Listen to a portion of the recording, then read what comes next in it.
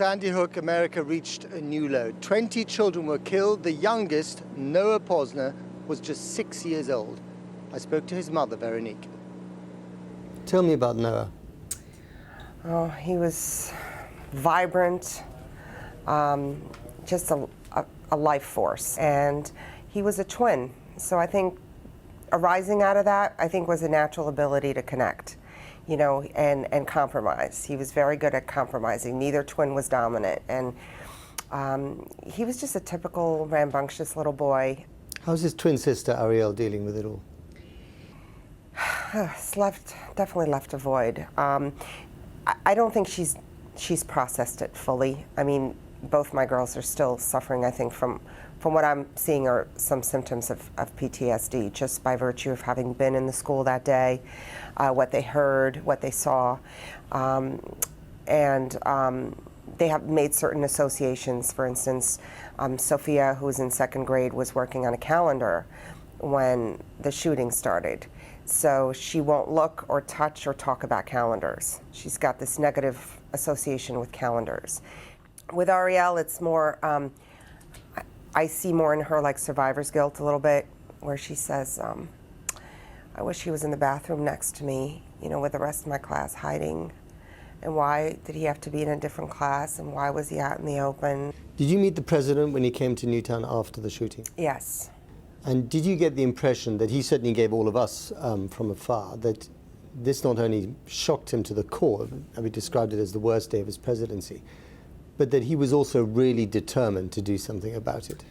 Yeah, I think by virtue of the fact that he was a father, and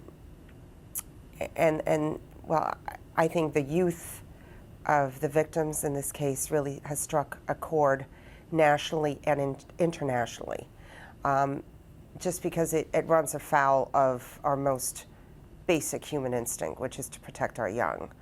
You know, But are you confident that he's able to turn the nation's grief and his own personal shock into genuine action, into genuine reform over guns?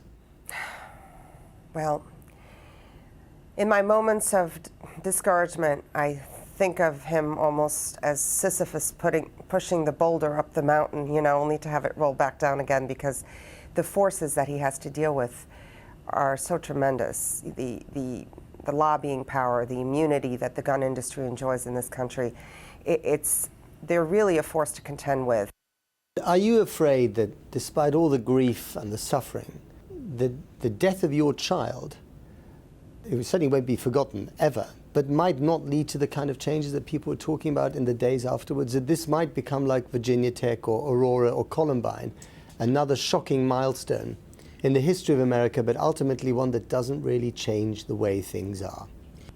You know, if we haven't reached critical mass, if there isn't some type of change in the national consciousness by 6- and 7-year-old children being gunned down in the sanctity of their school, then I think we have lost true north in this country.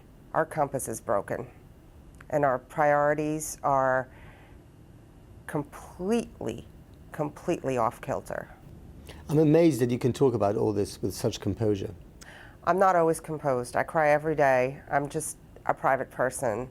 I'm not really good with public displays of emotion, but believe me, I have my meltdowns regularly, and nights are the worst part because I dream about him a lot, and then I have to wake up. So it's hard,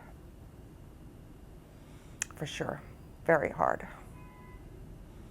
Never realized what a void a 6-year-old can leave until they're gone.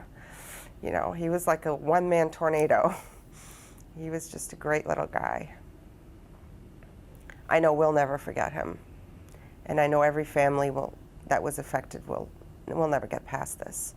But I hope it can have a ripple effect, you know, like that stone in the pond, and affect the rest of this nation.